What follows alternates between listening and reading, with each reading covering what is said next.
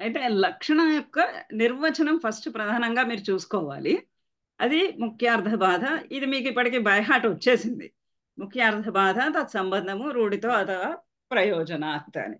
ఆ మూడుతో పాటు దాని కంటిన్యూషన్లో ఉన్న అన్యః అర్థః లక్ష్యతే యత్ సా లక్షణ ఆరోపిత క్రియ. ఈ మూడు కారణాల వల్ల ఏది అన్యమైనటువంటి అర్థము అంటే వేరొక అర్థము. అంతకు ముందే మీరు చదువుకున్నారు వాచక వాచ్యార్థము గురించి, వాచక లక్షణము గురించి, దానిని అభిధ అంటారని, అది సంకేతితమైనది అని. సంకేతితము అని అంటే సంకేతితార్థం అంటే ఏంటి?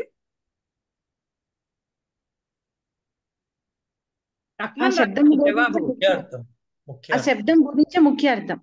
ముఖ్యార్థం దాని ప్రాపర్ ఎక్స్ప్లెనేషన్ ఇవ్వండి. ముఖ్యార్థం అంటే సాక్ష్య సంకేత సంకేతార్థము అంటే శబ్దం విన్న వెంటనే ఈశ్వరేచ్ఛ. బోధపడే ఉమ్, శబ్దం విన్న వెంటనే బోధపడే అర్థం. ఆ, శబ్దము విన్న వెంటనే ఇంకా కాస్త క్లియర్ గా చెప్పాలంటే ఈశ్వరేచ్ఛానుసారము అనాది కాలం నుండి ఒక అర్థమునందు, ఒక శబ్దము ఒక అర్థమునందు స్థిరీకృతమైనది సంకేతితము. ఏది లేకపోతే అది ఉండదు. అది శబ్దము యొక్క యోగ్యత లేదు, అది సంకేతితము అయినది. ఎన్నో శబ్దాలు ఉంటాయి, వాటికి కొన్నిటికి మనకు అర్థాలు తెలుస్తాయి, కొన్నిటికి మనకు అర్థాలు తెలియవు, కానీ ఆ శబ్దానికి ఆ అర్థం ఉంటుంది. ఇప్పుడు మనకి కొన్ని భాషల్లో చైనీస్ భాష, జపనీస్ భాష ఉందంటే అందులో కూడా శబ్దాలు ఉంటాయి, వాటికి ఒక అర్థాలు ఉంటాయి, వాటి అర్థం మనకు తెలియదు. తెలియకపోయినప్పటికీ కూడా అది ఆ శబ్దానికి ఆ అర్థము అక్కడ ఫిక్స్ అయిపోయి ఉన్నది. అది సంకేతం అయిపోయి ఉంది, సిగ్నిఫై చేసి చెయ్యబడి ఉన్నది. అటువంటిది సంకేతితార్థము.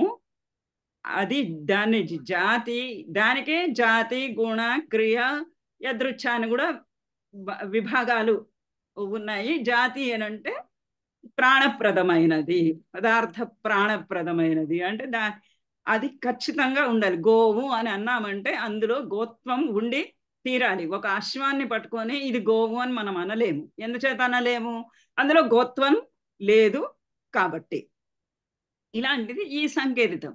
ఈ సంకేతితమైనది ఇది ఆ శబ్దము యొక్క ఆ వాచకము యొక్క వాక్యార్థము. దాన్ని అభిధావృత్తి అన్నారు. వృత్తి ప్రకారంగా చెప్తే దాన్ని అభిధావృత్తి అన్నారు. దీని గురించి మనం ముందు తెలుసుకున్నాం. అంటే ఒక అర్థానికి, ఒక శబ్దానికి ఒక అర్థము నియమితమైపోయి ఉన్నది. ఇప్పుడు గంగా అంటే ప్రవాహము అనే అర్థము నియమితము అయిపోయి ఉంది. కుశల అన్న శబ్దానికి కుశలుడు, కుశలు, దర్భలు, ఏరువాడు అని ఒక అర్థము నియమితము అయిపోయి ఉంది. ఈ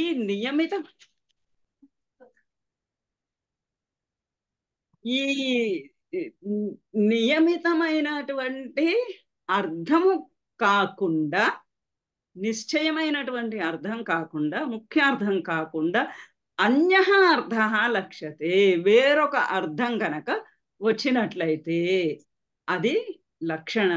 ఆ క్రియను, ఆ శబ్ద వ్యాపారాన్ని లక్షణ అంటారు అని ఆ రెండవ లైన్ యొక్క అర్థం. దానిని బట్టి మీకు మిగతా కంటిన్యూషన్ అంతా వచ్చింది. ఉపాదాన లక్షణ, లక్షణ లక్షణ, శుద్ధ లక్షణ, గౌణ లక్షణ, తాదర్థ్య, స్వస్వామి సంబంధ, అవయవ అవయవిభావ సంబంధం, ఇవన్నీ కూడా ఆ అన్యః అర్థ లక్ష్యతే, ఏదైతే వేరొక అర్థాన్ని ప్రతిపాదిస్తుందో, ఏ శబ్దమైతే తనకు కావలసినటువంటి అర్థము పొసగక, క్రియతో దానికి అన్వయము కుదరక వేరొక అర్థాన్ని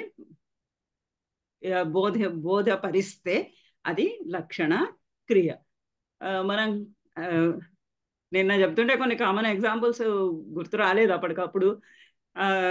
కొన్ని శబ్దాలు మనం మామూలుగా వాడుక భాషలో ఉపయోగిస్తాము. రోడ్డు మీద ఉన్నది, ఇల్లు రోడ్డు మీద ఉంది అనేది ప్రత్యేక ఒకటి ఉపయోగిస్తాం. బస్సు ఆలస్యంగా వస్తుంది అంటాం. బస్సు ఆలస్యంగా వస్తుందంటే బస్సు ఒక వాహనము ఆలస్యంగా రాలేదు కదా, వాహనం నడవలేదు కదా, దాన్ని నడిపేవాడు ఉండాలి.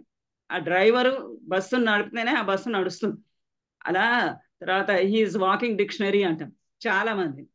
ఆయన నడిచే నిఘంటువు అండి అంటాం. ఆయన నిఘంటువు నడుస్తుందా? నడవదు. కానీ ఆయనలో ఆ నిఘంటువులో ఎన్ని పదాలు ఎన్ని అర్థాలు ఉన్నాయో అవన్నీ కూడా ఆయనకి కరతలామలకములు అని ఇలాంటివన్నీ లక్ష్యార్థ ప్రయోగాలు. ఈ అన్యమైనటువంటి అర్థము ప్రతిపాదించే క్రియను లక్షణ అంటారు. ఈ అన్యమైనటువంటి అర్థాన్ని ప్రతిపాదించటంలో రెండు రకాలైనటువంటి విభేదాలు ఉన్నాయి. విభాగాలు అనండి, విభేదాలు అనద్దు, విభాగాలు ఉన్నాయి. రెండు రకాలైనటువంటి పద్ధతులు ఉన్నాయి. ఆ రెండు రకాల పద్ధతులు ఏంటి?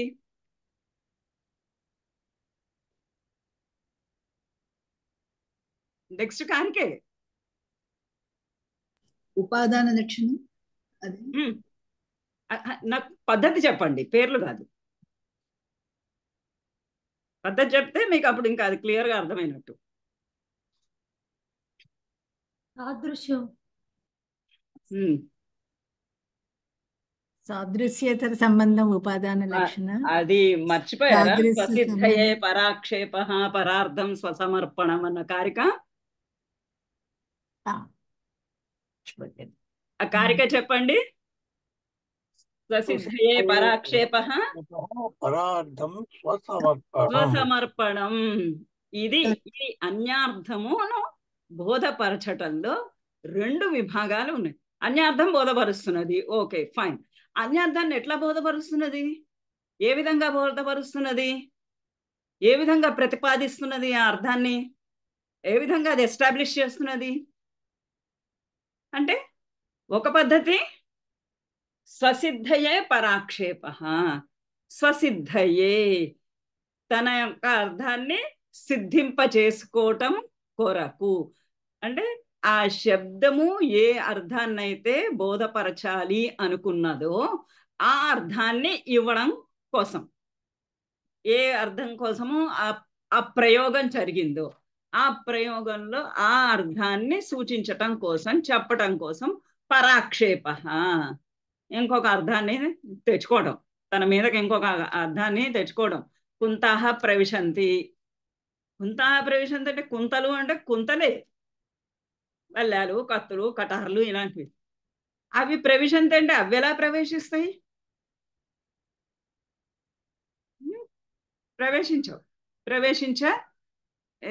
లేవు. గొడుగులు నడుస్తున్నాయి, వర్షం పడుతుంటే అన్ని గొడుగులు వెళ్తున్నాయి, అన్ని గొడుగులే కనిపిస్తున్నాయి.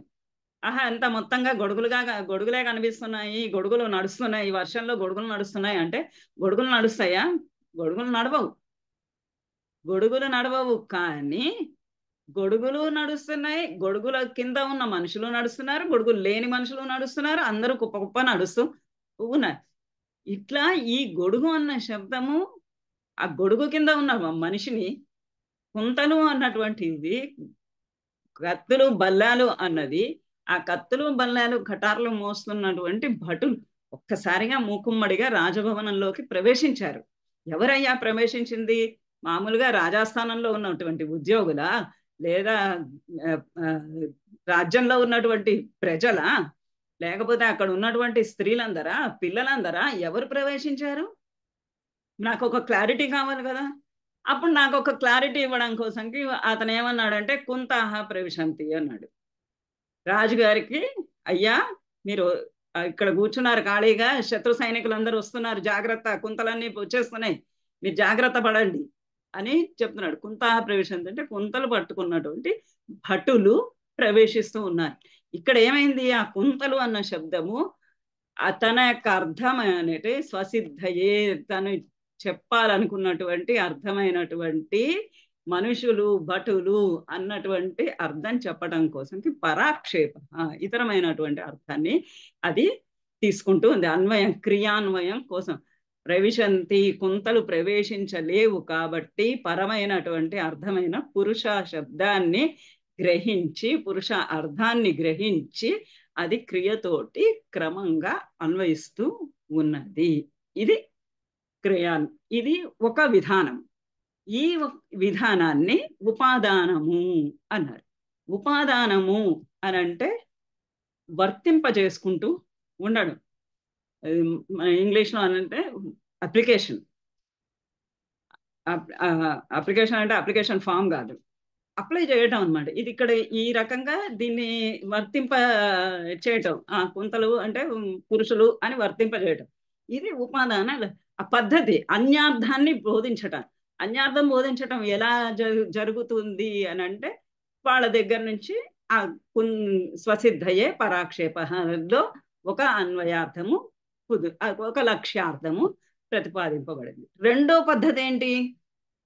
ఆల్రెడీ లక్షణకి చెప్పేశాడు ఎగ్జాంపుల్, గంగాయాం గొల్లపల్లె అని. గొల్లపల్లె అని పరార్థం స్వసమర్పణం. పరార్థం కోసము స్వసమర్పణం, తన యొక్క అర్థాన్ని వదిలి వేయటము. ఇతరమైనటువంటి అర్థము అంటే లక్ష్యము వల్ల సిద్ధింపవలసినటువంటి అర్థం కోసము తన యొక్క సహజమైనటువంటి అర్థము, సంకేతితమైనటువంటి అర్థము, వాచ్యార్థము, ముఖ్యార్థాన్ని వదిలివేయటము లక్షణ. ఇవి ప్రధానంగా రెండు భేదాలు. ఉపాదాన లక్షణ ఈ రెండు భేదాలు. ఇక్కడ నుంచి వ్యాఖ్యానకారులలో ఇంతలా పుస్తకాలు, ఈ వ్యాఖ్యానకారులలో రకరకాలైనటువంటి విభిన్నమైనటువంటి ఆలోచనలు, సిద్ధాంతాలు ఉన్నాయి. ఇక్కడ నుంచి ఇక్కడ శుద్ధైవ సా ద్విధ అని ఉంది కదా, ఈ శుద్ధైవ సా ద్విధ అన్నదానికి కంటిన్యూషను నెక్స్ట్ దీని వెనకాల ఉన్నటువంటి కారిక ఏంటి? శుద్ధైవ సా ద్విధ సారోప అన్యేతు అని ఉండాలి కదా. కనపడటం లేదు మేడం. అదేనండి, సారోపాన్యాతు యత్రోక్తౌ విషయీ విషయస్తథ. సారోపాన్యాత్తు, ఈ శుద్ధమైతే ఏదైతే సారోపాన్యాత్తు అక్కడి నుంచి వెళ్ళిపోయి చివరి దాకా భేద విమౌచ సాదృశ్య సంబంధాంతర గౌణం శుద్ధౌచ విజ్ఞేయ, అక్కడ దాకా అది కంటిన్యూషన్. ఈ లక్షణ ఉపాదాన లక్షణ అయిన తర్వాత ఇవి మళ్ళీ వీటి మధ్య సంబంధము ఎలా ఉండాలి అంటే సాదృశ్యం వల్ల ఏర్పడేటి ఈ అన్యార్థ సంబంధం, అన్యార్థ బోధన, అన్యార్థ ప్రతిపాదనము అనేది సాదృశ్యం వల్ల, సాదృశ్యేతర సంబంధం వల్ల అని రెండు రకాలు. సాదృశ్యేతర సంబంధం అనేది శుద్ధము, సాదృశ్య సంబంధమైనది గౌణి. మీకు గౌణి సారోప, గౌణి సాదృశ్య చాలా క్లియర్ గానే అర్థమైనట్టుగా నాకు అనిపించింది మొన్న మీరు మాట్లాడుతున్నప్పుడు. గౌణి సాదృశ్య గౌణి అని అంటే ఎక్కడైతే సాదృశ్యము ప్రధానంగా ఉంటుందో, ఆ లక్ష్యార్థము బోధపరిచే విషయంలో, లక్షణావృత్తి ప్రవర్తించేటటువంటి విషయంలో ఎక్కడ అయితే సాదృశ్యము ప్రధానంగా ఉంటుందో, అంటే లక్ష్యార్థము కన్నా సాదృశ్యము ప్రధానమైనదిగా ఉంటుందో, మనం మామూలు పరిభాషలో చెప్పాలి అనుకుంటే లక్ష్యార్థము గౌణమయ్యి సాదృశ్యము ప్రధానంగా ఉంటే అక్కడ అటువంటి లక్ష్యార్థం అంతా కూడా, అటువంటి లక్షణావృత్తి గౌణీ వృత్తి. అది ఈ గౌణీ వృత్తిలో సారోప సాధ్యవసాన అని రెండు రకాలు. ఎట్లా అంటే ఈ రెండింటి మధ్య ఏ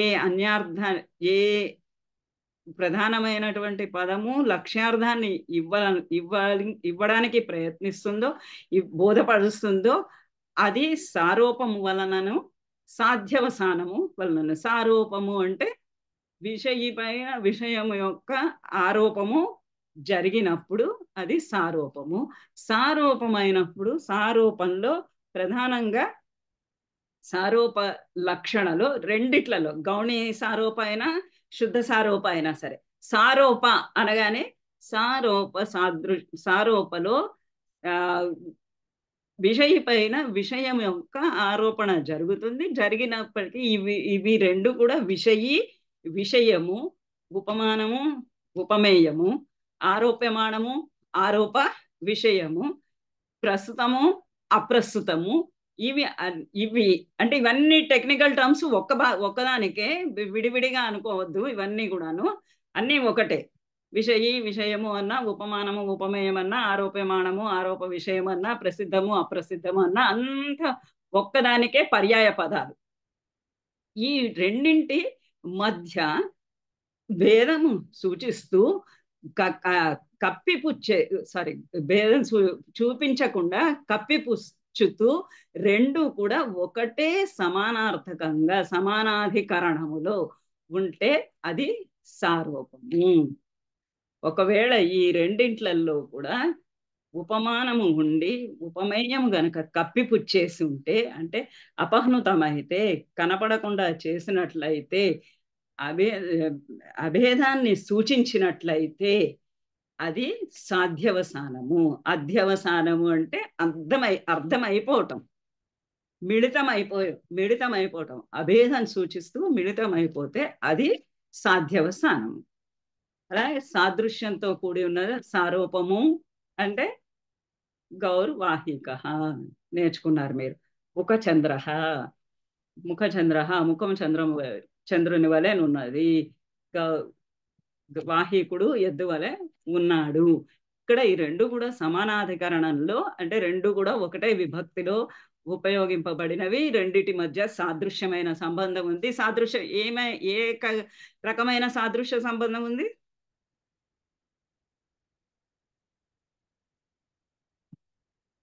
ఏ రకమైన సాదృశ్యం? సారూప సాదృశ్యం. గౌణ సాధ్యవసాన లక్షణ. గౌర్వాహిక అని ఒక ఎగ్జాంపుల్ ఉంది. ఇందులో గౌహు అంటే ఎద్దు, వాహికుడు అని రెండు పదాలు. ఈ రెండిట్లలో సాదృశ్యం ఏమున్నది? గోత్వం మేడం. గోత్వము సాదృశ్యము. ఎందువల్ల అది సాదృశ్యమైంది? ఎందుకంటే ఆ ఎద్దులో మొరటుతనం, ఎద్దులో ఉన్నటువంటి లక్షణం ఆ వాహికుడిలో ఉండడం. ఎద్దులో ఉన్నటువంటి జాడ్య మాంద్యాది లక్షణాలు. ఇంకా వ్యాఖ్యానంలో ఏమంటాడంటే నిలబడి యూరినేట్ చేయటం, అలాంటివన్నీ ఇచ్చారు బాలబోధిని వ్యాఖ్యానాల్లో. ఇలాంటి లక్షణాలన్నీ, దుర్లక్షణాలన్నీ కలిగి బండతనం కలిగి ఉండటం. ఈ వాహికుడి పైన అటువంటి ఆ జాఢ్యమాంద్యాది లక్షణాలు ఉన్నటువంటి ఆ గోవుదంతా కూడా ఆరోపింపబడ్డాయి కాబట్టి అది సారోప. అధ్యవసానం అంటే అయం గౌహు, ఇదిగో వీడు ఎద్దు అంటే ఆ ఎద్దులో ఉన్న లక్షణాలన్నీ వీడిలో ఉన్నాయని, వీడు ఆ వాహికుడు అని చెప్పకుండానే ఆ లక్షణాలన్నీ వీని యందు ఉన్నాయి అని అర్థం చేసుకోమని అంటున్నాడు, అధ్యవసానం చేసుకోమంటున్నాడు. అది సాధ్యవసాన లక్షణం. సారోప సాధ్యవసాన గౌణికిను శుద్ధకిను ఒకటే, అంటే దాన్ని ఏమంటారు, మీనింగ్ ఒకటే. సారూపం అన్నా సాధ్యవసానము అన్నా. కానీ గౌణిలోనేమో సాదృశ్యం ఉంటుంది, శుద్ధంలోనేమో సాదృశ్యము ఉండదు. ఎట్లాంటి సాదృశ్యం ఉండదు? ఆయుర్ఘృతం నెయ్యి ఆయుర్దాయము, ఘృతము ఆయుర్దాయము. ఘృతము నెయ్యి ఆయుర్దాయం ఎట్లా అవుతుంది? అవకాశం ఉందా? కార్యకారణ భావం వల్ల. అది కార్యకారణ భావము వల్ల, జన్యజనక భావము వల్ల. ఏం చేతనంటే నెయ్యి అనేది ఆయుష్ వృద్ధి పొందడానికి పనికి వస్తుంది, ఆయుర్జనకము అవుతుంది. కాబట్టి ఇక్కడ సారోపము ఏది సారోపము? ఆయుర్దాయం పైన నెయ్యి ఆరోపింపబడింది. ఆయుర్దాయము అంటే నెయ్యి వలన, నెయ్యి కారణముగా అని = చేశారు. అది సారోపము. సాధ్యవసాయము అంటే ఆయుర్వేదం. ఇదే ఆయుష్ అంటే అక్కడ నెయ్యిని గురించి అసలు చెప్పటం లేదు. చెప్పకుండానే ఇదిగో ఈ ఉపమానం, నెయ్యి ఉంది కదా, ఈ నెయ్యినే నీకు ఆయుష్నిస్తుంది అని చెప్తున్నారు. నెయ్యి అనకుండా ఇగో ఇదే మీకు ఆయుష్ని ఇస్తున్నది అని అధ్యవసానము చేస్తే అది శుద్ధ అధ్యవసానము. ఈ విధంగా లక్షణ 6 విధములు: ఉపాదాన లక్షణ, లక్షణ, గౌణి సారూప, గౌణి సాధ్యవసాయ, శుద్ధ సారూప, శుద్ధ సాధ్యవసాయ. ఇవాళ నేను పంపించిన మీకు నోట్స్ పారాగ్రాఫ్స్ లాగా చేశాను. ఒకసారి చూసి మ్యామ్ చాలా చక్కగా ఇచ్చారు ఎగ్జాంపుల్స్ మొత్తం. Thanks ma'am. అది చూసుకోండి. నేను సంస్కృత శ్లోకాలు రాయలేదు అసలు. అది స్పీచ్ నోట్ తోటి రాస్తుంటే నేను స్పీచ్ ఒకటి ఇక్కడ అంటే అక్కడ ఇంకొకటి వచ్చేస్తుంది. అందుకనే స్పెల్లింగ్ మిస్టేక్స్ ఉండొచ్చు అని అన్నాను. స్పెల్లింగ్ మిస్టేక్స్ అన్ని చెక్ చేసుకోండి, శ్లోకాలు రాసుకోండి. లక్షణ యొక్క నిర్వచనం, ముఖ్యార్థ బాధ అది రాసుకోండి. స్వసిద్ధయే పరాక్షేప అదొకటి రాసుకోండి.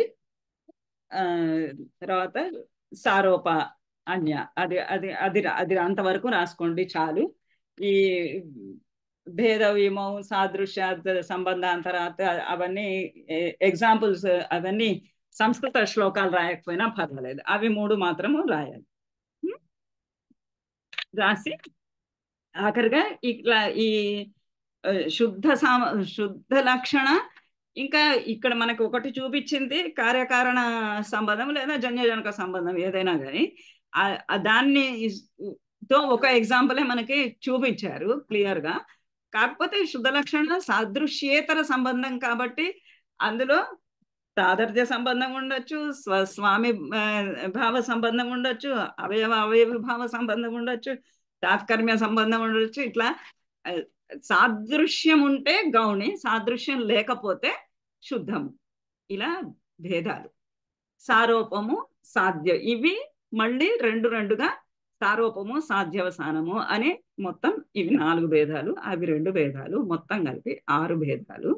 ఈ శుద్ధ ఉపాదాన లక్షణ, శుద్ధ లక్షణ, శుద్ధ ఉపాదాన సారూప లక్షణ ఇలాంటివన్నీ ఉన్నాయి అని కొందరు చెప్పినా కొన్ని వ్యాఖ్యానాల్లో వాళ్ళు అంగీకరించలేదు. ఎందుకు అంగీకరించలేదు అంటే కొన్ని చోట్ల ఇప్పుడు కుంతాహ ప్రవిశంతి అని ఉపాదాన లక్షణ లాంటి వాట్లలో సారోపము సాధ్యవసానము వచ్చే లక్షణం లేదు.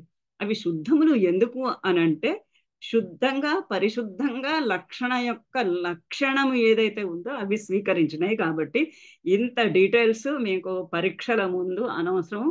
కాకపోతే మీకు రీసెర్చ్ చేయవలచుకున్న వాళ్ళకి, పిహెచ్డి చేయదలుచుకున్న వాళ్ళకి ఈ ఒక్క పాయింట్ మీరు పిహెచ్డి చేయడానికి తీసుకొని ఈ పాయింట్ మీద పిహెచ్డి చేయొచ్చు. శబ్ద వృత్తులు అని చెప్పి రీసెర్చ్ చేయొచ్చు. అప్పుడు మీరు డీటెయిల్గా రకరకాలైనటువంటి వ్యాఖ్యానకర్తలు, ఇది ఒకటే కాదు కదా, కావ్య ప్రకాశం ఒకటే కాదు కదా, మిగతా ఇతరమైన సాహిత్య దర్పణము, రసగంగాధరము ఇలాంటి పుస్తకాలన్నిట్లలో కూడా ఈ శబ్ద వృత్తులను గురించినటువంటి వివరణ వ్యాఖ్యానాలు ఏమున్నాయో అవన్నీ కలిపి ఒక రీసెర్చ్ వర్క్ చేయొచ్చు. పరీక్షకు మాత్రము దయచేసి మీరు మీ తలలు మరీ పండించుకోకుండా నేను ఇచ్చిన నోట్స్ ఉంది కదా, అదొకటి 2-3 సార్లు చదువుకోండి. అది మీకు అర్థమైనంత వరకు బ్రీఫ్గా ఉంది. ఇంకొంచెం మీరు డీటెయిల్స్ చేయదలుచుకుంటే డీటెయిల్డ్గా రాయండి. This is the brief. ఇంత మాత్రం రాసినా కూడా మీకు ఫుల్ మార్కులు వస్తాయి. ఓకేనా? లక్షణ గురించి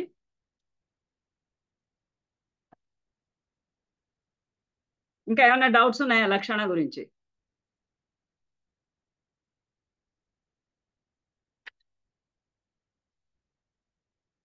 క్విక్.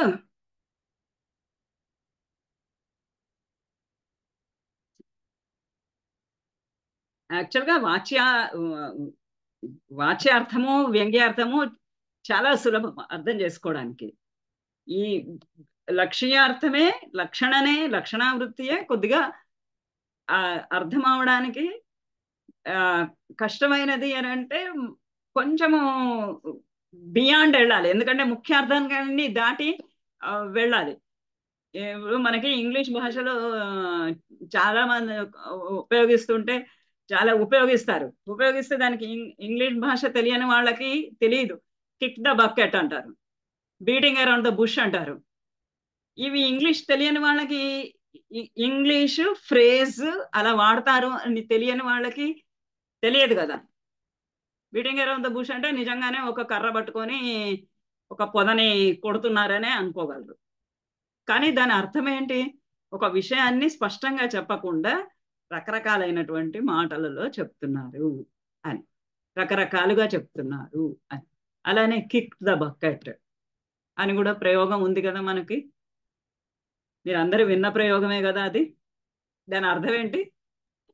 బాల్చి తన్నేశాడు అంటారు మేడం. అదే బాల్చి తన్నేశారు. మన ఇంగ్లీష్ లెక్చరర్ వచ్చారు ఇక్కడికి. బాల్చి తన్నారంటే ఏంటి? బకెట్ వెళ్ళి బాత్రూమ్ లోకి వెళ్ళి ఓ బకెట్ తెచ్చుకొని దాన్ని తన్నడమా? చచ్చిపోవడం. అదే కదా మరి, దాని అర్థం అదే కదా. ఇది లక్ష్యార్థం. లక్ష్యార్థం అంటే స్ట్రెచ్ చేయటం అన్నమాట. స్ట్రెచ్ చేసి ఆ మీనింగ్ ఉన్నదానినే లాగి పీకి చెప్పటం. లాగేటప్పుడు ఒక నియమం ఉంది, ఒక నియమావళి ఉంది. అది ముఖ్యార్థం ఉండాలి, ముఖ్యార్థానికి బాధ కలగాలి, దానికి తోటి సంబంధం ఉండాలి, దానికి చెప్పడానికి ఒక ప్రయోజనం కూడా ఉండాలి. ఊరికే ఏదో ఊసుపోక చెప్పినది కాదు, దానికి ఒక ప్రయోజనం కూడా, ప్రత్యేకమైన ప్రయోజనం ఒకటి ఉండాలి. ఇది లక్షణం.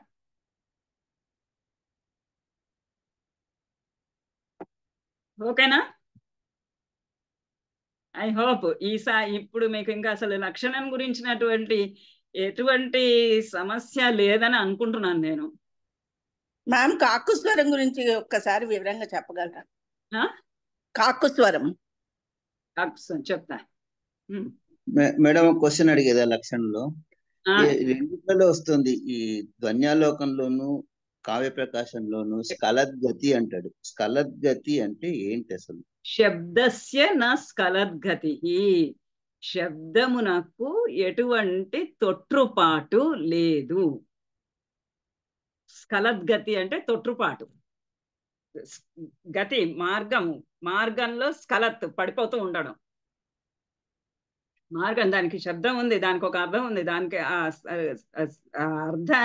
అర్థానికి అర్థం కాకుండా అది తొలగిపోవడము, అది తప్పవడము, అట్లాంటిది లేదు అని.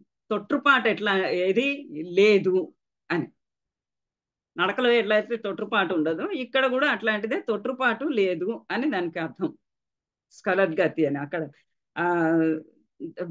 దాంట్లో కూడా ధ్వన్యాలోకంలో కూడా వచ్చినట్లుంది. ఇక్కడ ఎక్కడ వచ్చింది? లక్ష్యం 16వ కారిక ఉంది. లక్ష్యం న ముఖ్యం నాప్యత్ర బాధ యోగ ఫలేన న ప్రయోజనం ఏతస్మిన్ నచ శబ్ద స్కలద్గతి అని. ఇక్కడ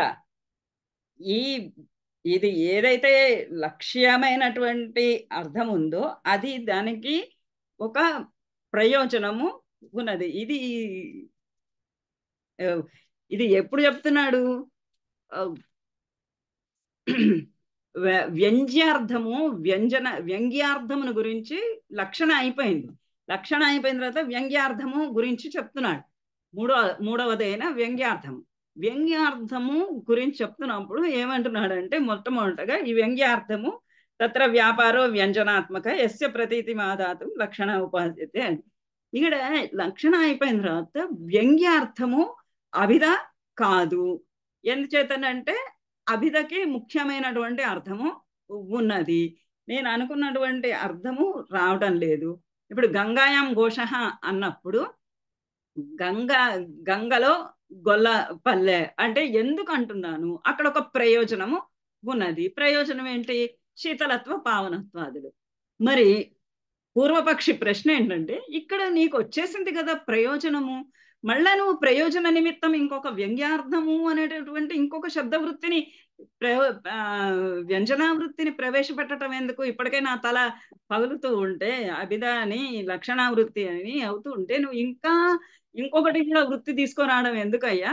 ప్రయోజనం వచ్చేసింది కదా అని పూర్వపక్షి అడిగితే దానికి చెప్తున్నాను, ప్రయోజనము ఉంది లక్షణలో, కానీ ప్రయోజనకతో పాటు అక్కడ ముఖ్యార్థ బాధ ఉంది, ముఖ్యార్థంతో సంబంధం కూడా ఉంది. ఈ రెండు ఉండాలి. వ్యంగ్యములో అయితే మాత్రము అక్కడ లక్ష్యము అటువంటి లక్ష్యము లేదు, ప్రయోజనమే ఉంది. కానీ శబ్దము తన యొక్క అర్థాన్ని, ఇప్పుడు ఇంతకు ముందు చెప్పుకున్నాం కదా, స్వసిద్ధయే పరాక్షేప పరార్థం స్వసమర్పణం, అలాంటి స్ఖలద్గతి లేదు. గంగా అంటే గంగయే. గంగా అంటే వ్యంగ్యార్థంలో చెప్పుకున్నప్పుడు అది అగ్నిర్మాణవక, మానవకుడు అగ్ని, ఆ ఆఫీసరు నిప్పు. అంటే ఆఫీసర్ అర్థము ఆఫీసరే, నిప్పు అర్థము నిప్పే. ఇక్కడ స్ఖలద్గతి లేదు. కానీ ప్రయోజనం ఏముంది? ఈ ఆఫీసరు చాలా లంచగొండి కాదు అనేటటువంటిది ప్రయోజనం అక్కడ.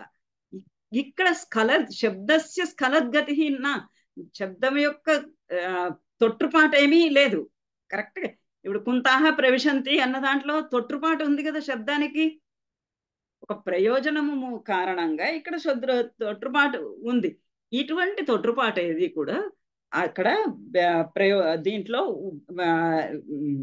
ఈ ప్రయోజనంలో, ఈ ప్రయోగంలో, వ్యంగ్యార్థ ప్రయోగంలో ఉండదు అని వ్యంగ్యార్థాన్ని గురించి చెప్పినప్పుడు చెప్తూ ఉన్నాడు. అది స్ఖలద్గతి అంటే ఆ శబ్దము దాని యొక్క అర్థమే బోధిస్తుంది, కానీ అది వేరొక అర్థాన్ని బోధించటము అలా లేదు. తొట్టుపాటు అంటే అసహజమైన అర్థాన్ని బోధించటం అనేది లేదు. Thank you madam. క్లియరా? క్లియర్ అయింది మేడం, థ్యాంక్ యూ.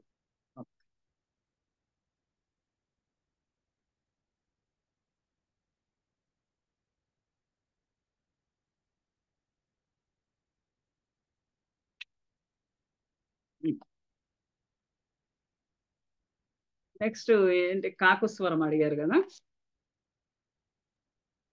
ఈ క్వశ్చన్స్ అన్ని మీకు వచ్చేసినవే కదా మేడం? ఇక్కడ లక్షణ చెప్తున్నప్పుడు లక్ష్యార్థంకి ఇప్పుడు గంగాయాం ఘోష అన్నప్పుడు ప్రయోజనం శీతలత్వము పావనత్వము అని చెప్తున్నారు కదండి. అవి మళ్ళీ వ్యంగ్యక వ్యాపారం ద్వారానే వస్తాయా? లక్షణ వ్యాపారంతో రావు కదా? అక్కడ చిన్న కన్ఫ్యూజన్. అది వ్యంగ్యానికి వ్యంగ్యార్థానికి లక్ష్యార్థానికి ఇదే తేడా. వ్యంగ్యార్థములో ప్రయోజనం ఏదైతే ఉంటుందో ఆ ప్రయోజనము హృదయ గోచరమే. ఆ ప్రయోజనంతో వాచ్యార్థంతో ఉంటుంది, కానీ వాచ్యార్థంతో సంబంధం ఏమీ ఉండదు, వాచ్యార్థానికి బాధ ఏమీ ఉండదు. మీరు ధన్యాలోకంలో 2 శ్లోకాలు నేర్చుకున్నారు కదా, అవివక్షితాన్యాపరవాచ్యధ్వని, వివక్షితాన్యాపరవాచ్యధ్వనికి. అక్కడ సువర్ణ పుష్పం చిన్వంతి పురుషాస్త్రయ. అక్కడ మరి ఆ ప్రయోజనము ఏంటి? పురుషులు వాళ్ళు ఈ శూరులు, కృత విద్యులు, ఉత్తములు అయినటువంటి వాళ్ళు ప్రసిద్ధి నొందుతారు అని చెప్పేటప్పుడు ఇక్కడ శబ్దం ఇక్కడ ప్రయోజనాన్ని ఆశించి చెప్పాడు. చెప్పిన అక్కడ ముఖ్యార్థానికి బాధ కలిగింది అక్కడ. అంటే డైరెక్ట్ మీనింగ్ ఏదైతే ఉందో ఆ డైరెక్ట్ మీనింగ్ పొసగటం లేదు, పొసగకుండా. ఇప్పుడు 2వ శ్లోకం ఏముంది? శిఖరణిక్వనునామ ఉంది. శిఖరణిక్వనునామ అన్న దాంట్లో నాకు అంతటువంటి సహృదయత ఉంటే నాకు అందులో ఉన్నటువంటి భావం అర్థమవుతుంది. వాచ్యార్థంలో ఎటువంటి భేదము లేదు. ఈ వాచ్యార్థమును బోధింపడానికి అందులో ఏ ప్రయోజనం లేదు, ఏ రకమైనటువంటి బాధ లేదు, తొట్టుపాటు లేదు, ఏది లేదు, అది బోధించేస్తుంది. కానీ దానివల్ల కవి చెప్పదలుచుకున్నది ఏమిటి అనేది మనం ఊహించుకునేందువల్ల వ్యంజన వ్యాపారం వల్లే ఆ ప్రయోజనం కనపడుతుంది. లక్షణాలు ఆ ప్రయోజనం కోసమే వాళ్ళు అటువంటి ప్రయోగాన్ని చేస్తారు. ఆ గంగలో గొల్లపల్లె అన్నది అనడం ఎందుకు అనంటే, గంగలో ఉన్నటువంటి శైత్యత్వ పావనత్వాదులన్నీ కూడా ఆ గొల్లపల్లెలో ఉన్నాయి అని బోధించడం కొరకే. గంగానది తీరంలో ఉంది అని కనుక చెప్పారనుకోండి, గంగానది అని తీరంలో ఉంది అని చెప్తే గంగకున్నంతటువంటి పావనత్వ శీతలత్వాలు గొల్లపల్లెకు ఉండవు. తీరంలో ఉన్నది. మా ఇల్లు రోడ్డు పక్కనే ఉంది అని అంటే పక్కనే ఉంది, కొంచెం లోపలికి ఉండవచ్చు. రోడ్డు మీదే ఉందంటే ఇట్లా నాకు గుమ్మం దాటంగానే ఆటో దొరుకుతుంది అనమాట అని అర్థం. రోడ్ పక్కనే ఉంది అని అంటే అంత అర్థము, ఎంత చెప్పాలనుకున్నామో అంత అర్థము రాదు, అంత ప్రయోజనం సిద్ధించదు. అందుకని ఆ ప్రయోజనము సిద్ధించడం కోసము శబ్దాన్ని ప్రయోగిస్తే ఆ శబ్దము ఆ ప్రయోజన రూపమైనటువంటి అర్థాన్నే బోధిస్తుంది. ఆ ప్రయోజనమైన రూపమైనటువంటి అర్థాన్ని బోధించటానికి అక్కడ ఆ శబ్దము ఎటువంటి చింత పడదు, ఎటువంటి బాధ పడదు, ఏమీ లేకుండానే ఆ ప్రయోజనాన్ని సూచిస్తుంది. గంగలో అంటే నీళ్ళల్లో గొల్లపల్లె ఉంది అని ఏమీ సూచించదు.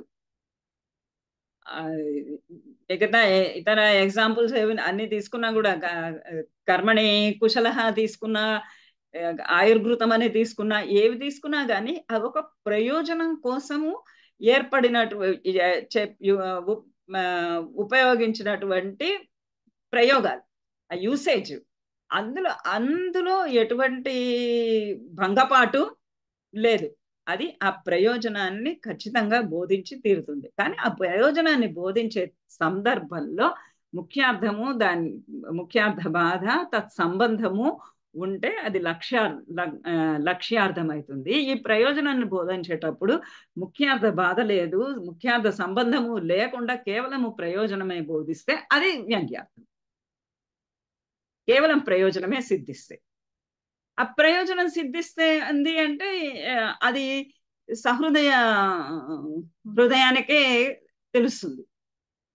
ఇప్పుడు కాళిదాసు కవితలు, కాళిదాసు కావ్యాలు ఉన్నాయంటే దాంట్లో తరచి చూస్తున్న కొద్దీ కొత్త అయినటువంటి అర్థాలన్నీ కనిపిస్తూ ఉంటాయి.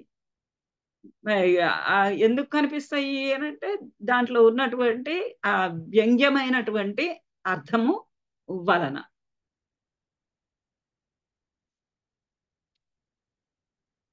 అంటే ఆ ప్రయోజనం సిద్ధించడానికి రెండిట్లోనూ కూడా వ్యంజక వ్యాపారమే ఉపయోగిస్తున్నాం మనం, అంతే కదండి? ప్రయోజనమే ప్రధానమైనది, ప్రయోజనమే ప్రధానమైనది. కానీ ప్రయోజనము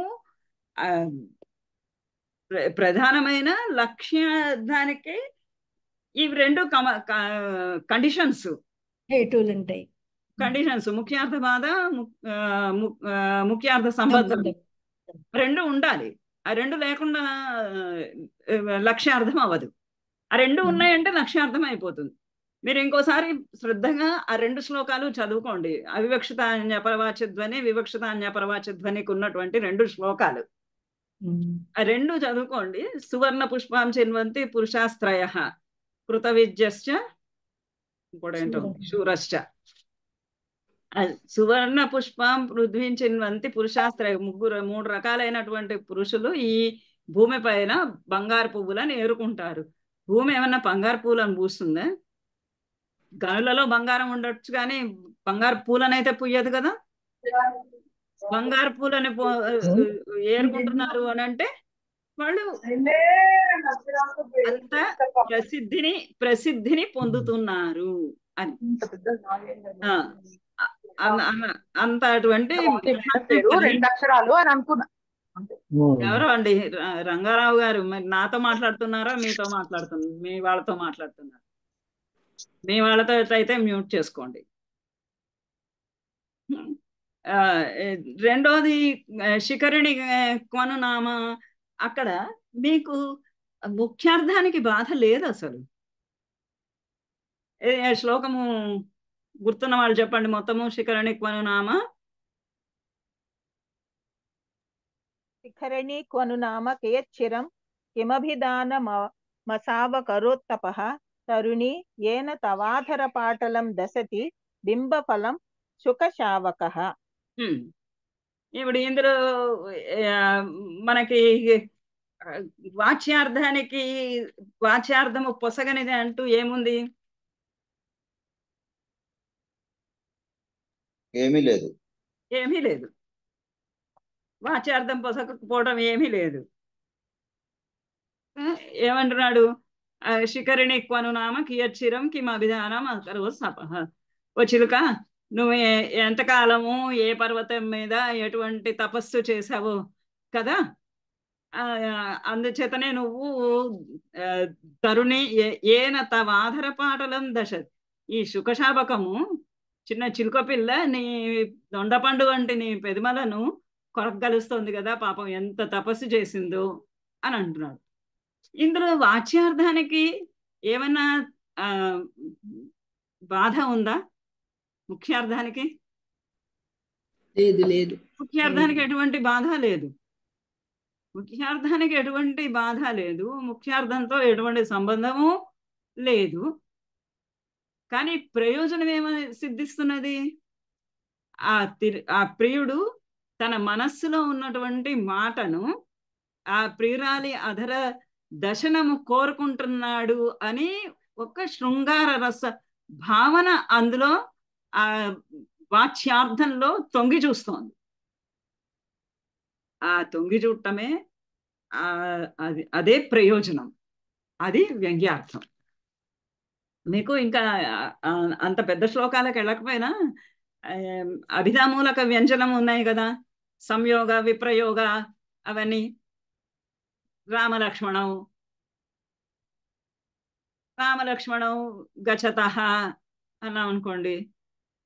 రామలక్ష్మణులు వెళ్తున్నారు. ఇద్దరు వెళ్తున్నారు? రామలక్ష్మణులు ఇద్దరు వెళ్తున్నాడు. రాముడు లక్ష్మణుడు. ఇప్పుడు రామలక్ష్మణులు అని ప్రయోగం కలిపి చెయ్యగానే వెంటనే స్ఫురించేది ఎవరు? రాముడు మరియు రామాయణంలో ఉన్నటువంటి రామలక్ష్మణులు. ఇది ఈ అక్కడ ప్రయోగంలో ఇటువంటి వ్యంగ్యార్థము స్పష్టంగా వినిపిస్తుంది. ప్రయోజనం అది దాని యొక్క ప్రయోజనం. ముఖ్యార్థానికి బాధ కలిగినప్పుడు ఒక ప్రయోజన కారణంగా ముఖ్యార్థానికి బాధ, ముఖ్యార్థానికి సంబంధం కలిగినప్పుడు అది లక్ష్యార్థం. వాచ్యార్థంతో సంబంధం లేకుండా వాచ్యార్థంగా వ్యంగ్యార్థంగా ఒకనొక ప్రయోజన వాచ్యార్థంతో సంబంధం లేకుండా ప్రయోజనం గనక తోచినట్లయితే అది వ్యంగ్యార్థం.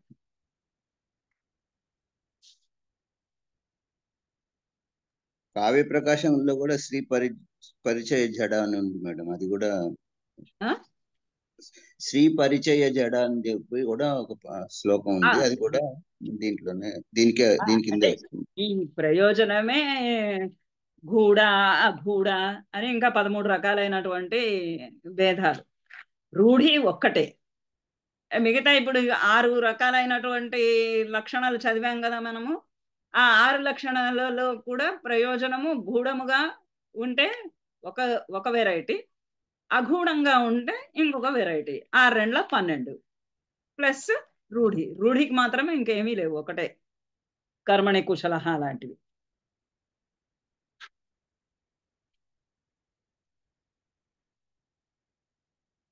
మ్యామ్ 15వ శ్లోకము.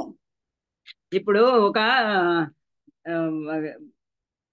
వ్యాకరణంలో మీరు చదువుకొనే ఉంటారు. ఒక బీద బ్రాహ్మణుడు రాజుగారి దగ్గరికి వెళ్తాడు. వెళ్ళి, ఓ రాజా, లోకనాథ ఉభావపి అంటాడు. లోకనాథ ఉభావపి, మన ఇద్దరం కూడా లోకనాథులమే అన్నాడు. రాజుగారికి కోపం వచ్చింది. నువ్వు ఏంటి, నేను లోకనాథుడిని, నువ్వు లోకనాథుడు ఎట్లా వెళ్తావు అని అంటే, అప్పుడు అతను ఏమంటాడంటే, నువ్వు షష్ఠీ తత్పురుష సమాసానివి, నేను కర్మధారయ సమాసాన్ని అన్నాడు. షష్ఠీ తత్పురుష సమాసం అంటే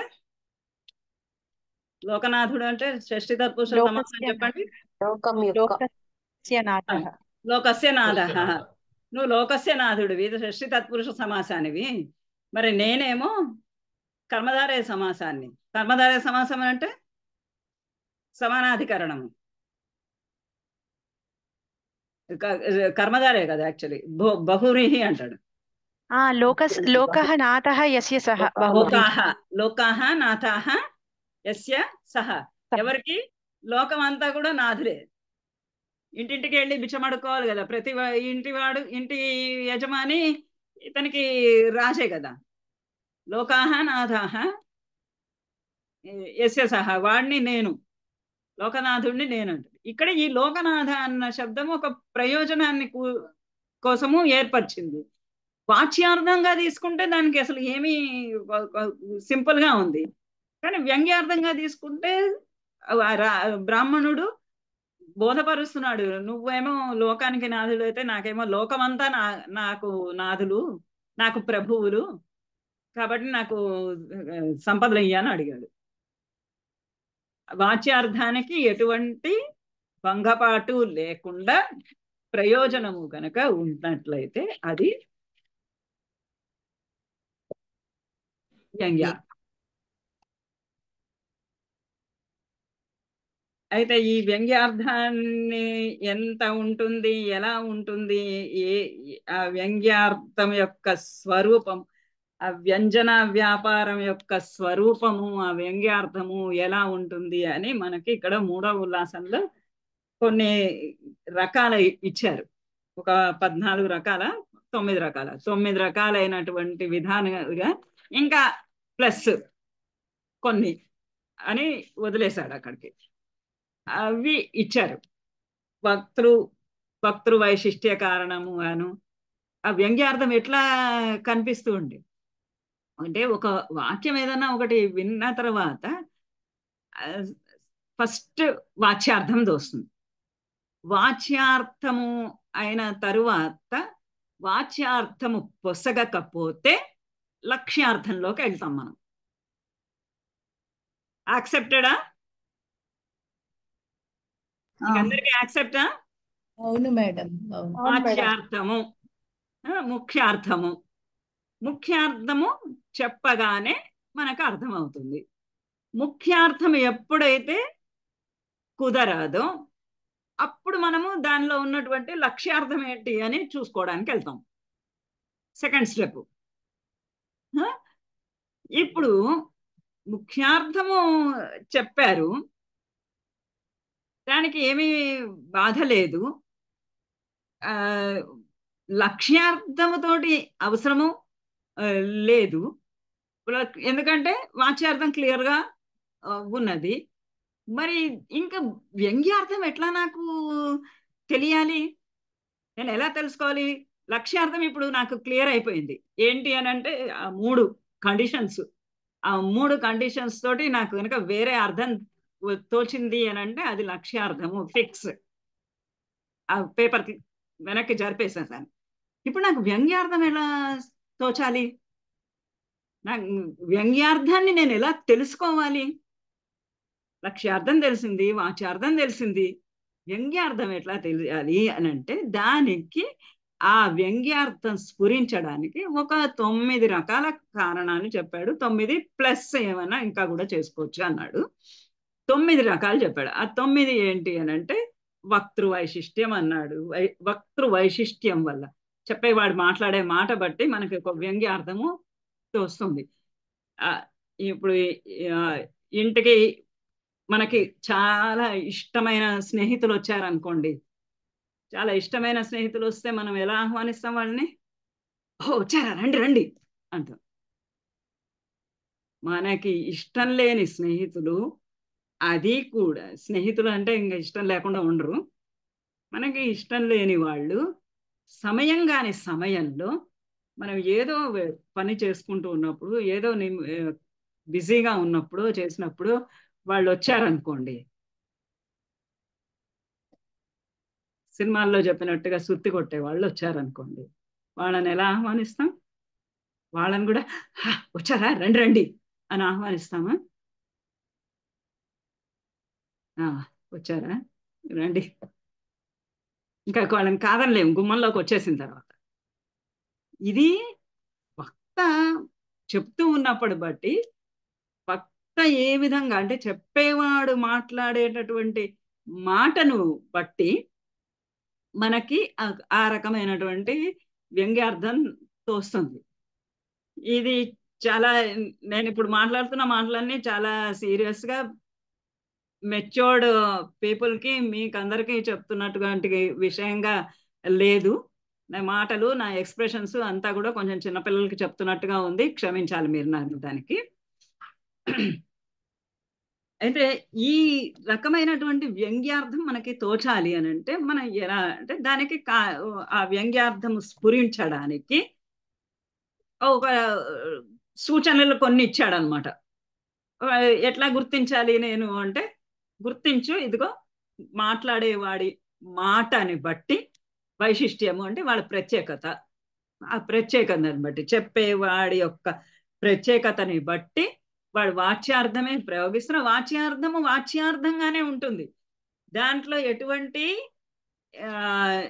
ఇది లేదు, దాని ఏమంటారు, బాధ లేదు. బాధ లేనప్పుడు నాకు వ్యంగ్యార్థం ఎట్లా కలగాలి అని అంటే, స్ఫురించాలి అని అంటే ఆ చెప్పేవాడి చెప్పే విధానాన్ని బట్టి నువ్వు గ్రహించు అన్నాడు. రెండోది ఏమన్నాడు, అర్థం చేసుకునే బోద్ధవ్య, అర్థం చేసుకునే వాళ్ళని బట్టి బోద్ధవ్య వైశిష్ట్యం అన్నాడు. ఎగ్జాంపుల్స్ అన్ని ఈజీగానే ఉన్నాయి మీకు. బోద్ధవ్య అర్థం చేసుకునేటటువంటి వాడిని బట్టి ఇంకొకటి వ్యంగ్యార్థము స్ఫురిస్తుంది అన్నాడు. ఇంకోటి ఏమన్నాడు, కాకుస్వర వైశిష్ట్యం. ఇదే ఇప్పుడు అడిగారు మీరు నన్ను. కాకుస్వర వైశిష్ట్యం, కాకుస్వరము అని అంటే వ్యంగ్యంగా మాట్లాడదామని మనం మామూలుగా తెలుగులో మాట్లాడతాము. అది ఇప్పుడే నేను చెప్పాను కదా, అయిందా, అయితే ఓహో చాలా గొప్పదానివేలే, చాలా గొప్ప పని చేసావు, ఎవరో నిజంగానే చక్కగా మంచిగా ఏదో తీసుకొని అవార్డ్స్ తెచ్చుకొని వచ్చారనుకోండి, తెచ్చావులే మహా గొప్ప అని అంటారు. ఇట్లాంటి నిందాపూర్వకంగా మాట్లాడే వాళ్ళు చాలా కనిపిస్తారు మనకి ప్రపంచంలో. ఈ రకమైనటువంటి వ్యంగ్యంగా మాట్లాడటాను. మనం తెలుగులో మామూలుగా వ్యంగ్యము అంటే కాకుస్వరమే వ్యంగ్యంగా చెప్తాం. ఇంటోనేషన్ అంటారు కదా సుధా, అది మాట్లాడే స్వరంలో ఉన్నటువంటి తేడా. అంటే కొద్దిగా సాగదీసి మాట్లాడడం మేడం, కొంచెం సాగదీసిన అన్యార్థాన్ని ఇవ్వాలి, వేరే అర్థాన్ని చెప్పాలి.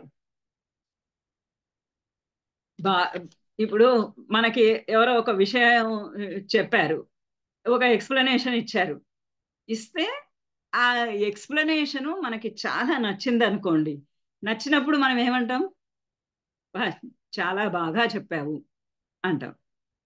ఆ ఎక్స్ప్లెనేషన్ మనకి నచ్చలేదు అనుకోండి, మనం అది మనకి అగ్రియబుల్ గా లేదనుకోండి, అప్పుడు ఏమంటే బాగా చెప్పావులే అంటాం. ఏంటి తేడా ఈ రెండింటికి? బాగా చెప్పావు, బాగా చెప్పావు, ఏం చెప్పలేదు బాగా, ఏం చెప్పావు ఏంటి అర్థం పర్థం లేని మాటలు లాగా చెప్తున్నావు అన్నట్లు అనమాట. ఇది వంకరగా మాట్లాడటం అంటారు కదా, ఆ వంకరగా మాట్లాడటం అనేది ఆ స్వరంలో ఉన్నటువంటి తేడాని కాకుస్వరము అంటారు. నాటకాలలో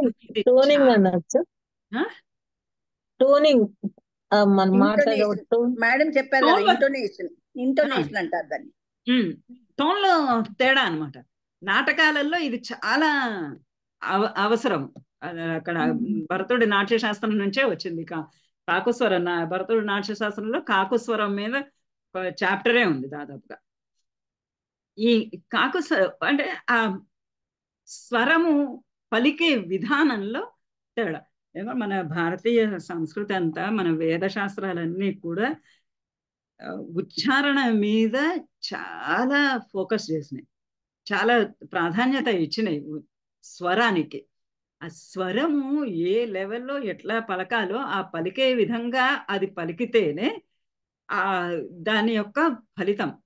అయితే ఈ కాకు స్వరం ఏంటంటే స్వరం పలకాల్సిన విధంగా స్వరం పలకకుండా ఒక వ్యంగ్యంగా, ఒక వంకరగా, ఒక సూటి ఆ, ఆ, సూటి అయిన మాట అంటే పొడిచే విధంగా అలా మాట్లాడటాన్ని దాన్ని కాకుస్వరము అంటారు. ఆ కాకుస్వరం వల్ల కూడా వ్యంగ్యార్థము అది బోధపడుతుందని ఇక్కడ మంచి ఎగ్జాంపుల్స్ ఇచ్చారు మీకు. ఆ, వేణి సంహారంలో నాటకంలో భీముడు వాళ్ళ అన్నగారిని నిందిస్తున్నాడు. మరి ధర్మరాజుని పెద్దన్న గారిని నిందించడానికి లేదు, ఎందుకంటే ఆయన ధర్మపరుడు, ధర్మబద్ధంగా ఉంటాడని అందరికీ తెలిసినటువంటి విషయం. శత్రువులకి మిత్రులకి అందరికీ కూడా ధర్మము అంటే ధర్మరాజే. అలాంటి ధర్మరాజుని నిందించలేడు. కానీ ఇప్పుడు ఇక్కడ అన్నగారు చేస్తున్న పని ఒక్కటే ఆయనకి నచ్చటం లేదు. నచ్చక అంటున్నాడు, ఆహా పాపం ఆయనకి దుర్యోధనుడిని చూస్తే చాలా దుఃఖం వస్తోందిలే, మనం చూసి కాదు దుర్యోధనుడిని చూసి చాలా దుఃఖం వస్తుంది, అన్నగారి మనసు వెన్న కదా అన్నట్టుగా అంటున్నాడు. అంటే అన్నగారి మనసు వెన్న అయితే నా కష్టం చూసి, నా బాధ చూసి, నా దుఃఖం చూసి కరగాలి కానీ నా శత్రువైన దుర్యోధనుడిని చూసా కరిగేది కాదు కదా. అలా అంటున్నాడు. ఈ ఆయనకి కోపం అంతా నేను దుర్యోధనుడిని ఎదిరిస్తానని ఆయన కోపం వస్తుంది, కానీ దుర్యోధనుడు మనకి ఇంత చేశాడని ఆయనకి కోపం రావటం లేదు కదా అని ఒక వ్యంగ్యంగా, ఒక సూటిగా మన మామూలు తెలుగు భాషలో ఏంటట్లా పొడిచినట్టు మాట్లాడతావు అంటారు. విన్నారా ఎప్పుడైనా అట్లాంటి ప్రయోగం? వినలేదా? పొడుపు మాటలు అంటారండి. విన్నామండి. మ్యామ్ నిష్ఠూరం అనొచ్చా? నిష్ఠూరం అని కూడా అనొచ్చు. పొడుపు మాటలు అంటారండి. ఇది బాగుంది పదం, నిష్ఠూరం. దెప్పిపొడిచి మాట్లాడడం అని కూడా అంటారు కదా మేడం, అదేనా? గుచ్చి మాట్లాడటము, నిష్ఠూరంగా మాట్లాడటము, దాన్ని కాకుస్వరము అంట. స్వరంలో తేడా. నిష్ఠూరంగా మాట్లాడటంలో కూడా మాట అదే ఉంటుంది కదా, వాచ్యార్థం అదే ఉంటుంది, వాచ్యార్థంలో తేడా ఉండదు. ఎక్కిరింతగా మాట్లాడటం అన్నమాట, వెక్కిరింతగా, హేళనగా, వ్యంగ్యంగా, గుచ్చి అలా మాట్లాడటాన్ని కాకుస్వరం.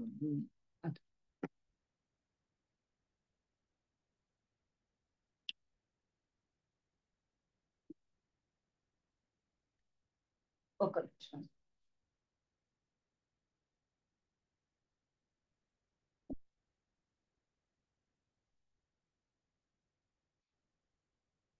ఇంకా ఏమన్నా ఇంకా కొంచెం డీటెయిల్ దొరుకుతుందేమో చూద్దాం.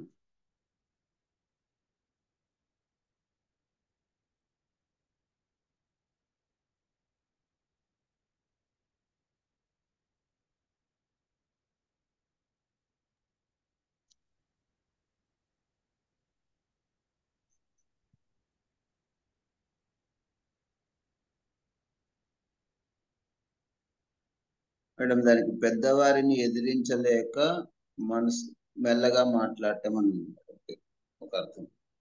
ఎక్కడ నాట్యశాస్త్రంలో పెద్దవారిని ఎదిరించలేక అయినా కూడా మనసులో ఉన్న బాధను బయట పెట్టుకోవటం, చిన్న స్వరంతో మాట్లాడటం. అది నాట్యశాస్త్రంలో ఉందా? లేదు మేడం, ఇది ఎవరో వెబ్సైట్ ఇచ్చారు మేడము, గద్గద స్వరంతో మాట్లాడటము, లేకపోతే గద్గద స్వరం కాదు, గద్గద స్వరం గొణుగుడు అని కూడా ఇచ్చారు ఒక దగ్గర. కాదు. కాకుస్వరం అంటే వ్యంగ్యంగా మర్మరింగ్, గట్టిగా మాట్లాడకుండా వాడి గురించి గట్టిగా మాట్లాడితే బాధపడతాడని చెప్పి గట్టిగా మాట్లాడకుండా మర్మరింగ్. మన మెటీరియల్లో భిన్న కంఠ ధ్వని ధీరైహి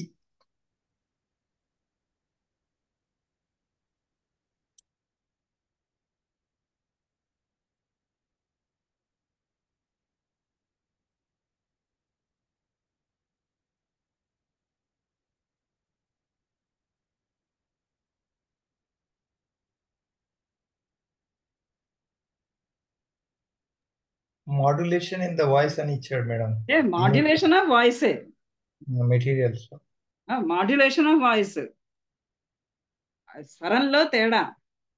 భిన్న కంఠ ధ్వనిర్ధీరైః కాకురిత్యాది. స్వరము అదే వాచ్యార్థాన్ని, అదే వాచ్యాన్ని వేరే విధంగా మాట్లాడటం. సినిమాలో అల్లు రామలింగ చెప్తాడండి, సాక్ష్యం చెబుతూ అంతా నిజం చెబుతాను అబద్ధం చెప్పను అని అంటే.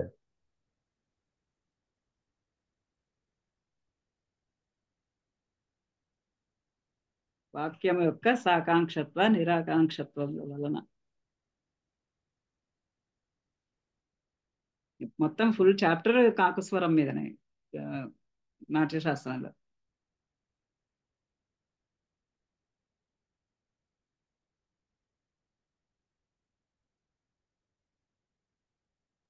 ఇవన్నీ ఎట్లా ప్రయోగించాలి, ఆ కాకుస్వరం ఎట్లా ప్రయోగించాలి అని, గొంతు దగ్గర రావాలా, గుండెల దగ్గర నుంచి రావాలా, ముక్కు దగ్గర నుంచి రావాలా, అవన్నీ కూడా ఇస్తున్నాడు ఇక్కడ.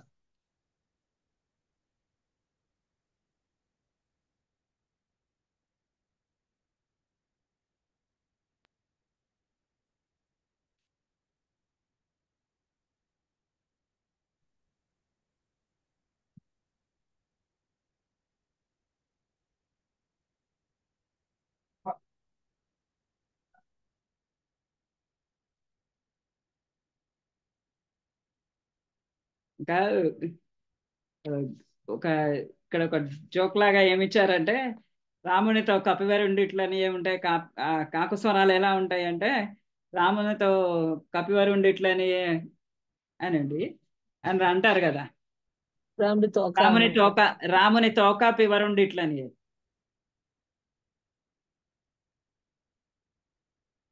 వెడలను కో దండపాణి కూడా వెడలను కో దండపాణి.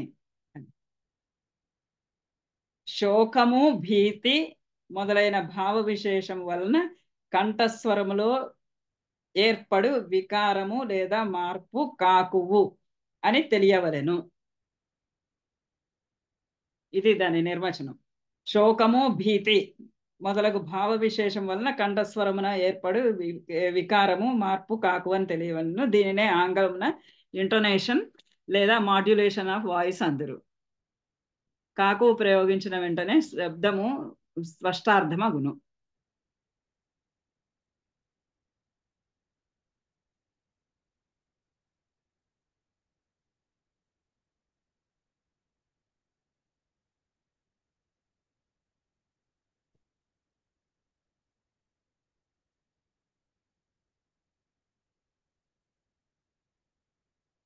ఒక ఉదాహరణ ఇక్కడ తెలుగులో ఇచ్చినది. అవునే, సరే, మే మసతులమవునే, ఆపవే పతివ్రతాన్ని, శీలంబేనే చెడనిది విను, లోకానికి పెండ్ల మన క్షురకు కామింపములే.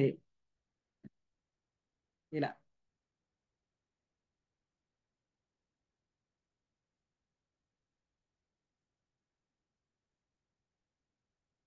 రకరకాలు ఉంటాయి కాకువులలో. ప్రధానంగా ఏంటంటే, ఒక స్వరంలో తేడాతోటి ఆ మాట్లాడినటువంటి మాటని వేరొక అర్థాన్ని ఇచ్చేటట్టుగా ఆ స్వరము వేరొక అర్థం ఇచ్చేలాగా మాట్లాడటం అనేది కాకుస్వరము. ఇక్కడ అది ఎగ్జాంపుల్ మీకు ఇచ్చింది.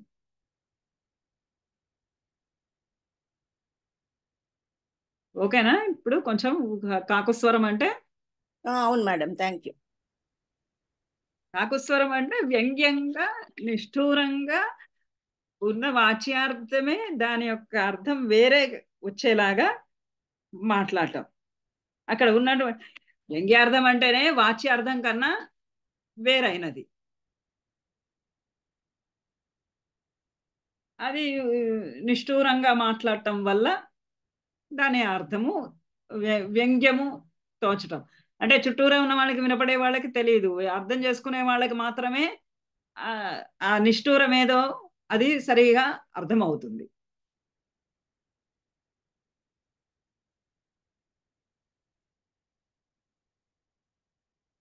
ఏంటి ఇందాక ఏదో నాట్ హియరింగ్ అని పెట్టారు, ఎవరు వినబడటం లేదా? వినబడుతుంది మేడం. ఇప్పుడే చూస్తే మెసేజ్లలో చాట్లలో నాట్ హియరింగ్ అని వచ్చింది. ఇంకా వాక్య వైశిష్ట్యము, వాచ్యార్థ వైశిష్ట్యము, అన్య సన్నిధి, ప్రస్తావ, దేశ, ఇలాంటి రకరకాలైనటువంటి వైశిష్ట్యాల వల్ల, విశేషముల వల్ల, వాచ్యార్థమునందలి విశేషము వల్ల, వక్తృ విశేషము వల్ల, బోధవ్య విశేషం వల్ల, కాకు విశేషం వల్ల వ్యంగ్యార్థము తోచటము, వ్యంగ్యార్థము స్ఫురించును. వాచ్యార్థము కన్నను వ్యంగ్యార్థము స్ఫురించును కాలము. ఇవి కాక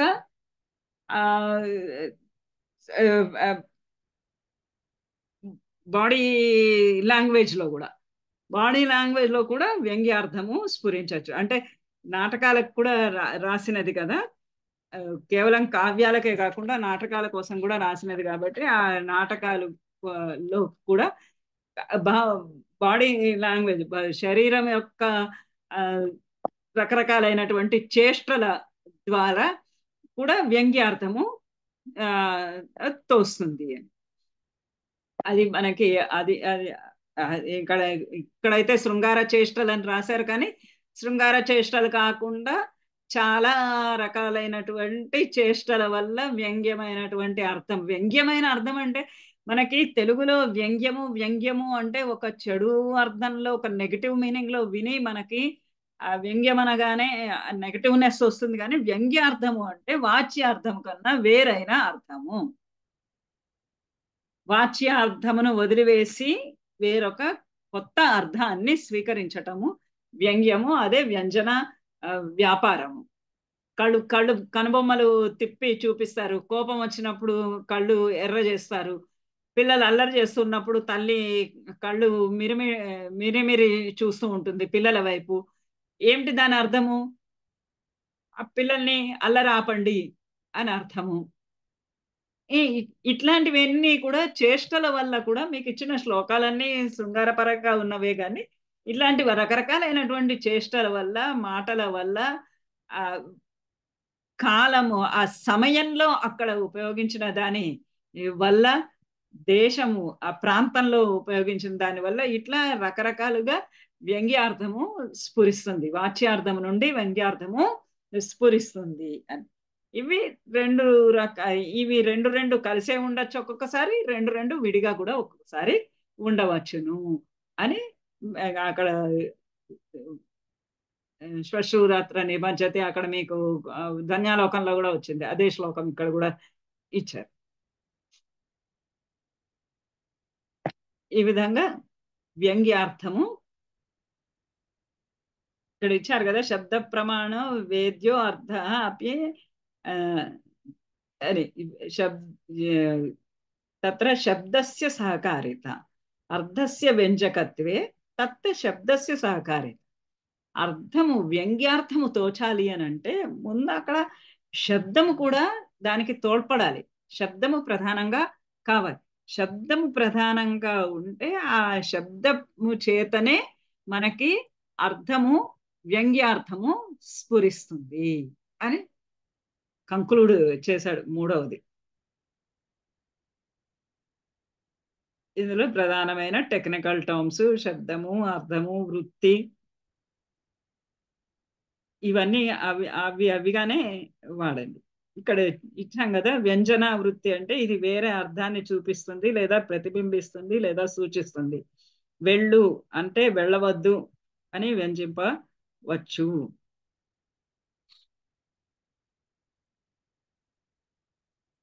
ఇప్పుడు మన అందరికీ పిల్లలు ఉన్నవాళ్ళమే కదా. పిల్లలు ఎక్కడికైనా వెళ్తానంటే మనకి ఇష్టం లేనప్పుడు కూడా వాళ్ళు వెళ్తుంటే ఇక్కడ ఇచ్చిన ఎగ్జాంపుల్ బట్టి చెప్తున్నా. ఇక్కడ ఏంటంటే వెళ్ళు అంటాం, కానీ ఆ వెళ్ళు అన్న పదము మనము చెప్పినప్పుడు అది వాళ్ళకి వెళ్ళు నిజంగానే వెళ్ళు అని అనిపిస్తుందా, అప్పుడప్పుడు అమ్మ వెళ్ళొద్దంటున్నది అని అనిపిస్తుందా? అది వ్యంగ్యార్థం. ఆ సమయాన్ని సందర్భాన్ని బట్టి సందర్భాన్ని బట్టి కాలాన్ని బట్టి, ఇప్పుడు వర్షం వస్తున్న టైంలో బయటకు వెళ్తూ ఉంటారు అనుకోండి, వెళ్ళు అని అంటే వర్షంలో వెళ్ళొద్దు అని అమ్మ అంటున్నది అని అర్థం. ఇలా కాలాన్ని బట్టి సమయాన్ని బట్టి సందర్భాన్ని బట్టి చెప్పినటువంటి స్వర వైశిష్ట్యాన్ని బట్టి స్వర భేదాన్ని బట్టి ఇలా రకరకాలుగా వ్యంగ్యార్థము అనేక విధాలుగా స్ఫురిస్తుంది. నిన్న క్లాస్లో కూడా మీకు చెప్పాను, ఒకసారి సాయంత్రం అవుతున్నది అని అంటే తెల్లారింది అన్నాం అనుకోండి. ఎవరో డిస్టర్బింగ్ గా ఉందమ్మా.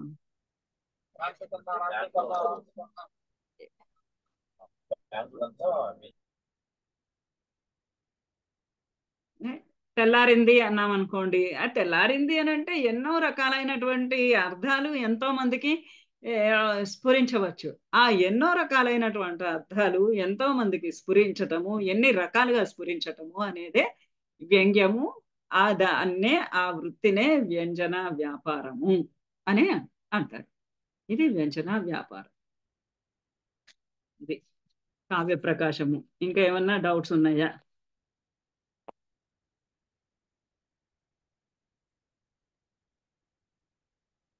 ఇంకా నేను చేతులు కట్టేసుకున్నాను. ఇప్పుడు మీరు చేతులు ఎత్తి డౌట్లు అడగాలి.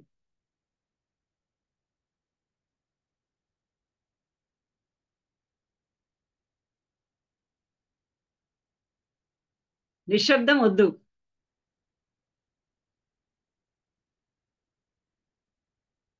లేదు మేడం, అది సరిపోయింది. సో డౌట్స్ ఏం లేవు కదా?